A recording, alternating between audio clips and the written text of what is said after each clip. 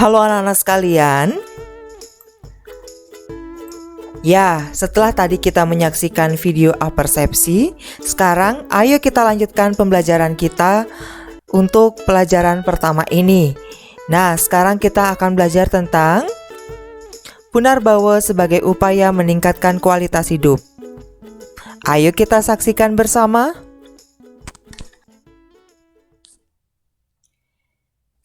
Ya, anak-anak sekalian, sekarang kita akan belajar pada bab pertama, yaitu apa? Kita belajar tentang Punarbawa sebagai upaya meningkatkan kualitas hidup. Pertama, sebelum kita melanjutkan tentang Punarbawa itu apa, kita harus tahu. Yang pertama yaitu agama Hindu sering juga disebut dengan sebutan Sanatana. Sanatana Dharma yang artinya kebenaran yang abadi. Jadi agama Hindu adalah kebenaran yang abadi atau Sanatana. Selanjutnya,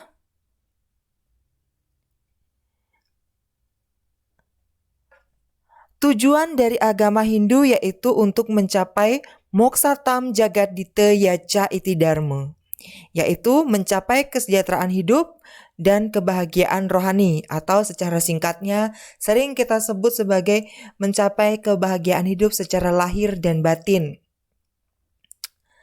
Setelah itu, kita juga perlu tahu anak-anak, untuk mencapai tujuan tersebut, kita memiliki 3 kerangka dasar dalam agama Hindu.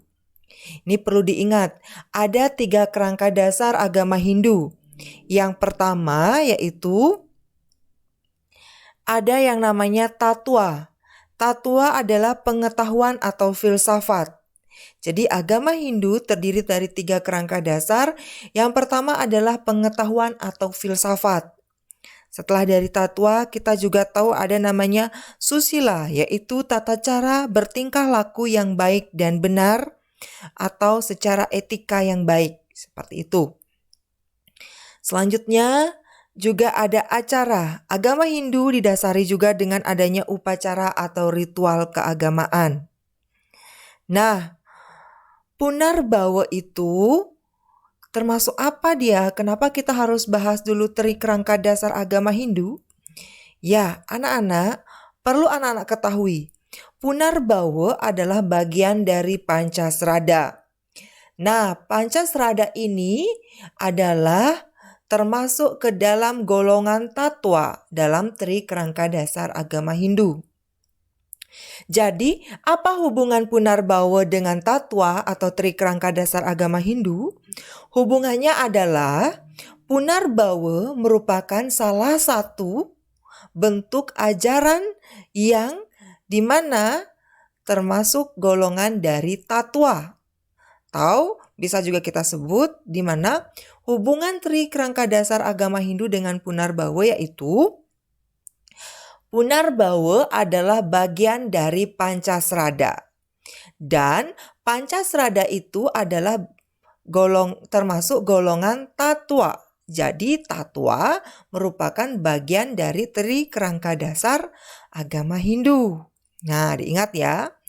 Tatwa adalah bagian dari 3 kerangka dasar agama Hindu. Tatwa sendiri di dalamnya mengajarkan tentang filsafat atau ilmu pengetahuan. Yang tergolong ajaran tatwa salah satunya adalah Pancasrada.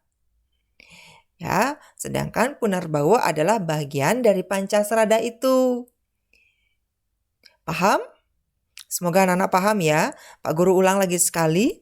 Hubungan dari Punarbawa dengan 3 kerangka dasar agama Hindu adalah Punarbawa adalah bagian dari Pancasrada. Dan Pancasrada termasuk golongan tatwa. Sedangkan tatwa itu adalah bagian dari 3 kerangka dasar agama Hindu. Tahu secara lebih sederhananya, Punarbawa yang merupakan bagian dari Pancasrada termasuk ke dalam ajaran tatwa. Tatwa merupakan bagian dari 3 kerangka dasar agama Hindu. Itulah hubungannya. Sekarang kita lanjut. Pancasrada. Pancasrada terbagi dari dua kata, yaitu panca artinya 5 dan srada artinya keyakinan. Jadi Pancasrada apa anak-anak? Ya, Pancasrada berarti 5 keyakinan umat Hindu atau 5 dasar keyakinan umat Hindu atau 5 hal yang diyakini oleh umat Hindu. Namun, untuk lebih sederhana untuk diingat, bisa kita sebutkan Pancasrada adalah 5 keyakinan umat Hindu. Pancasrada berasal dari dua kata, panca artinya 5 dan srada artinya keyakinan. Jadi Pancasrada adalah 5 keyakinan umat Hindu. Ya. Selanjutnya kita lanjutkan anak-anak. Pancasrada memiliki beberapa bagian. Yang pertama ada Brahman atau sering juga disebut dengan Widi Tattwa. Yang kedua yaitu Atman yang sering juga disebut dengan sebutan Atma Tattwa. Yang ketiga yaitu Karma Pala atau sering juga disebut dengan Karma Pala Tattwa. Yang keempat ada yang namanya Punarbawa. Punarbawa juga sering disebut dengan samsara atau juga sering disebut dengan reinkarnasi, ya. Jadi nanti kita akan belajar tentang Punarbawa ini juga. Selain kita belajar tentang Punarbawa, kita juga harus belajar tentang Pancasrada dan Tri Kerangka Dasar Agama Hindu. Anak-anak, yang terakhir yaitu setelah kita percaya dengan Tuhan, percaya dengan adanya Atma, percaya dengan adanya hasil perbuatan atau karma pala, percaya dengan adanya kelahiran kembali untuk meningkatkan kualitas hidup seperti tujuan dari Punarbawa, yaitu meningkatkan kualitas hidup. Setelah kita meningkatkan kualitas hidup, maka tujuan kita adalah moksa, yaitu apa? Kebahagiaan lahir dan batin atau suka tanpa wali duka. Setelah itu, sekarang kita akan lanjut kepada bagian-bagian dari Pancasrada. Untuk video kali ini kita akan bahas satu saja, yaitu tentang Brahman. Percaya apa itu Brahman? Brahman berarti yakin dengan adanya Tuhan atau ide Sang Hyang Widi, atau percaya atau yakin dengan adanya Tuhan itu sendiri atau ide Sang Hyang Widi. Lalu kita juga harus tahu, anak-anak, berapa sih kita sebagai agama Hindu memiliki Tuhan? Ada yang tahu? Ayo coba dijawab. Kita di Hindu berapa memiliki Tuhan anak-anak? Ya, mungkin ada yang bilang 1 Pak Guru, ada yang bilang 2, ada yang bilang banyak, ada yang bilang 3. Nah, pada dasarnya agama Hindu mengenal bahwa Sang Hyang Widi itu adalah Maha Esa. Sang Hyang Widi itu Maha Esa. Ada yang tahu artinya Esa? Esa artinya satu atau tunggal. Jadi, kita sebagai agama Hindu mengenal dengan satu Tuhan atau monoteisme. Monoteisme adalah percaya dengan adanya satu Tuhan. Jadi, agama Hindu itu percaya dengan satu Tuhan. Nah, mungkin anak-anak bertanya, masa sih agama Hindu percaya dengan satu Tuhan? Lalu Pak Guru, ada namanya Dewa Brahma, ada namanya Dewa Wisnu, ada namanya Dewa Siwa, ada namanya Dewi Durga, ada namanya Dewi Laksmi, ada namanya Dewa Indra. Kan banyak Pak Guru Tuhannya dalam agama Hindu. Nah, sekarang Pak Guru akan bahas atau akan jelaskan sedikit. Anak-anak, pada dasarnya agama Hindu percaya dengan namanya satu Tuhan atau sering disebut dengan monoteisme. Sang Hyang Widi Maha Esa atau Esa itu adalah Tuhan tunggal. Jadi Sang Hyang Widi Maha Tunggal atau satu. Ini Pak Guru umpamakan ya. Ya, Sang Yang Widi atau Tuhan, ini anggap lingkaran hitam ini adalah Tuhan. Ada berapa Tuhannya? Ada satu lingkarannya kan? Ya, kita anggap Sang Yang Widi itu Maha Esa atau Maha Tunggal. Namun ketika Tuhan itu sedang melakukan aktivitas atau sedang melakukan kegiatan lah kita kasarkan bilang, dan melakukan tugasnya itu, ketika dia melakukan atau ketika Tuhan melakukan tugasnya sebagai pencipta, maka dia disebut dengan apa? Dengan Brahma. Betul. Ketika Tuhan itu sedang melakukan tugasnya sebagai pemelihara, maka ia disebut dengan Wisnu, seperti gambar. Selanjutnya, ketika kita atau Tuhan itu kita lihat sedang menjalankan atau bertugas sebagai pelebur, maka beliau disebut atau bermanifestasi sebagai Dewa Siwa, ya. Jadi misalkan contohnya Pak Guru, saya nggak ngerti. Ya, Pak Guru jelaskan lagi sedikit. Tuhan itu hanya satu, namun ketika Tuhan melakukan tugas dan fungsinya, ia disebut dengan orang atau nama yang berbeda. Misalkan, anak-anak. Ketika anak-anak ada satu kan? Ya, misalkan anak-anak ada satu. Ketika anak-anak berada di sekolah, maka anak-anak sedang bertugas belajar, maka anak-anak disebut dengan murid atau siswa.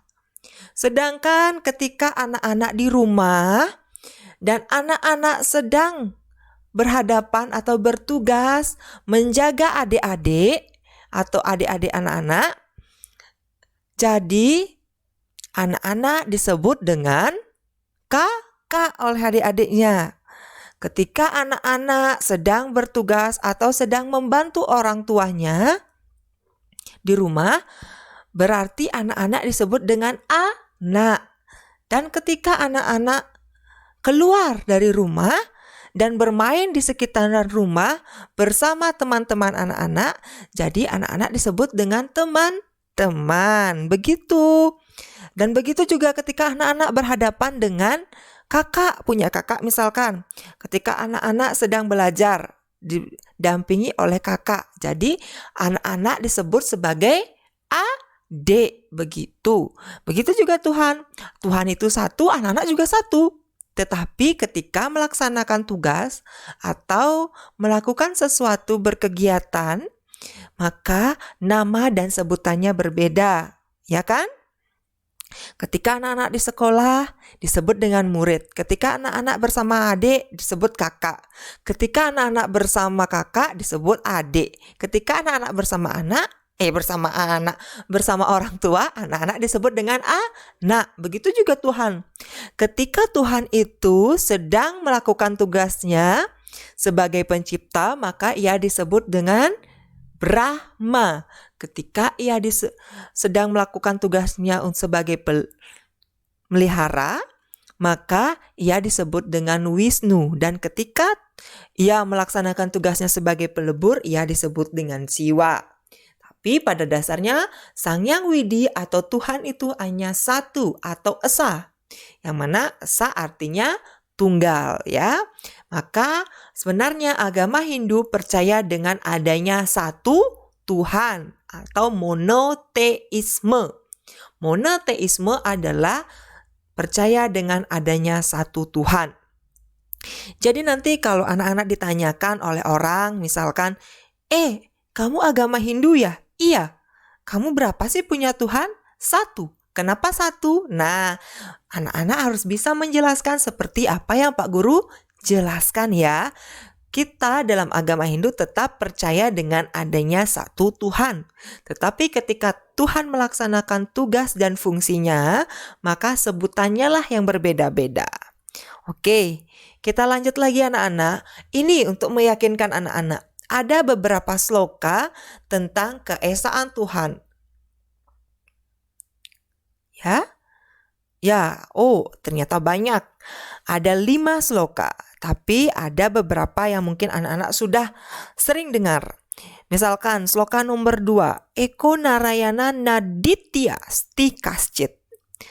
Ayo diingat, ini kayaknya udah sering loh. Hampir setiap hari pasti anak-anak sebutkan atau ucapkan. Ada di mana ini anak-anak? Ada yang tahu? Ya, ini adalah salah satu mantra Trisandia bait keberapa? Bait kedua, betul. Eke Narayana Naditya Stikascit.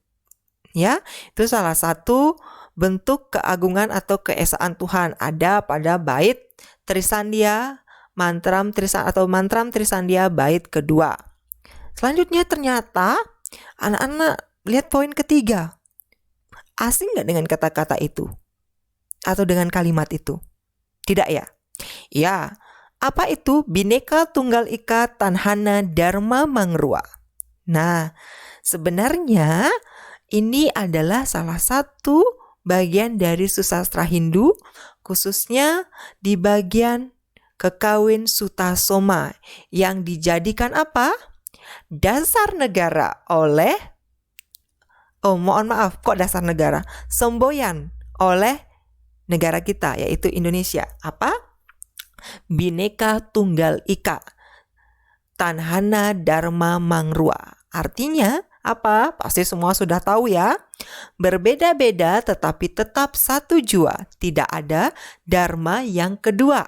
Nah, itu salah satu contoh atau kekuatan bahwa dalam agama Hindu kita hanya mengenal satu Tuhan. Baik anak-anak, sekian sebenarnya pembelajaran untuk hari ini. Ya, sekian pembelajaran kita pada pagi hari ini. Semoga bermanfaat dan dapat diingat dengan baik ya. Oke, sekarang Pak Guru ingatkan kembali. Jangan lupa untuk mengisi absensi dan download materi dan tugas pada deskripsi yang ada di bawah video ini ya. Sekali lagi, jangan lupa untuk mengisi absensi dan download materi serta tugas pada link yang ada di deskripsi di bawah video ini. Sekian pembelajaran kita hari ini dan terima kasih. Sampai berjumpa di pembelajaran-pembelajaran berikutnya.